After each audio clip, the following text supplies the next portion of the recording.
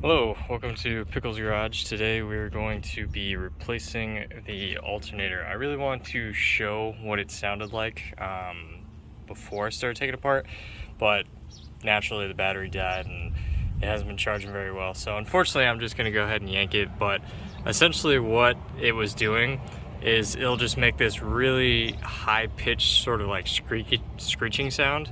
And when you accelerate, it's accentuated even more, right? Because the belt is, involved in that process. So basically, it'll just make a high squeaking sound, and you'll know you'll need to go ahead and get that replaced. Some people, obviously, you might be able to just take it apart and replace the bearings, because more likely than not, that's what it is. It's just that it's got a bunch of like dirt and debris in the bearings and it's just grinding away. But I was just having problems with my battery dying constantly, and there's a whole lot of miles on this thing, so I just decided I'm gonna go ahead and replace it anyways. So I'm gonna show you how to do that. You'll notice that the battery is missing. That is not a required step, but like I mentioned, it is dead anyways, so I have to get a new one. But before you start this project, you're going to want to disconnect your negative power cable, and this for most people is 13 millimeters. So go ahead and disconnect that for safety. There are two plugs back here, right here. You'll just pinch that and then pull it off, easy as that. And then there's another plug here that I've already undone. So there will be a plastic kind of retainer here. You'll just pinch that, pull it up. That will expose this sort of ring right here. And then this is also a 13. And you're just going to use a deep socket, unscrew that. You're going to want to make sure that you're careful with this. This is the power wire. Naturally, if you've disconnected your battery, you should be fine. But either way, just for safety, I would put the plastic right back on it and set it aside. So now what we're going to do is there's two bolts here, one here, and then another one down here that we're going to undo. Now, technically, what you can do is you can just sort of remove the bolts, and eventually there'll be enough slack in the belt itself, and then you could just kind of let that slide off, or you could take it off in advance. I'm gonna go ahead and take it off in advance. It's actually a lot easier on this vehicle than it is on most, because most they have the tensioner towards the bottom, or at least a lot of the ones I've interacted with. And so you kind of have to have a two-person team, one person releasing the tensioner and one person taking off the belt. So luckily for me, it's right here.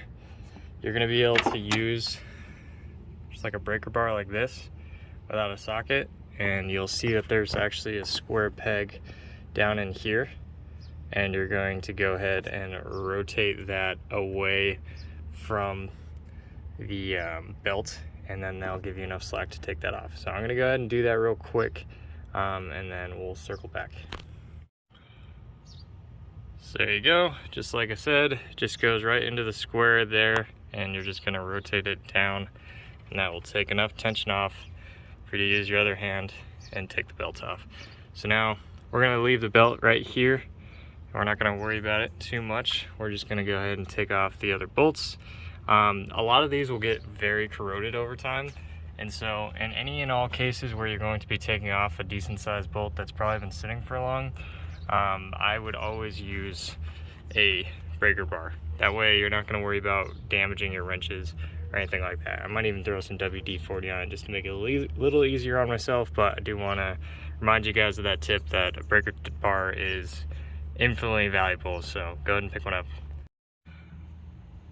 Alright, so it's out. If yours is like mine, it was kind of friction held pretty well on this, a lot of corrosion, so basically I had to rock it back and forth. I did use a little bit of a pry bar, which is why you can see some scoring, just to kind of rock it out. Maybe yours won't be on there as tight, but just kind of got to work it loose and then twist it on out and you're good to go. So keep it organized. Top bolt is the shorter one, lower bolt is the longer one.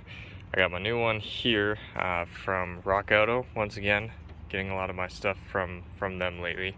And then they actually, if you return the core, then they give you some of your money back. So that's kind of nice. Basically, you know, opposite way that you took the old one off. So I'm going to go ahead and try and slide this into place. I'm going to do the bottom one first. That way I can just kind of rotate it into place for the top one, and then we will go from there. So let me go ahead and puzzle this way through and get it slid on there. Alright, then once you have it in, again 15mm for the top and bottom, short one goes on top, but your belt might have moved around a little bit, so you can look up the diagram online. It might be easier to kind of visualize it that way, but essentially it's going to be a loop right here. It goes down under this wheel, right, comes back across, and then it's going to go around this wheel, then it's going to go straight down to that bottom wheel, go up underneath it, and then it's going to go on top of this middle wheel right here, and then it's going to come down and go underneath onto this wheel, and then it's going to come up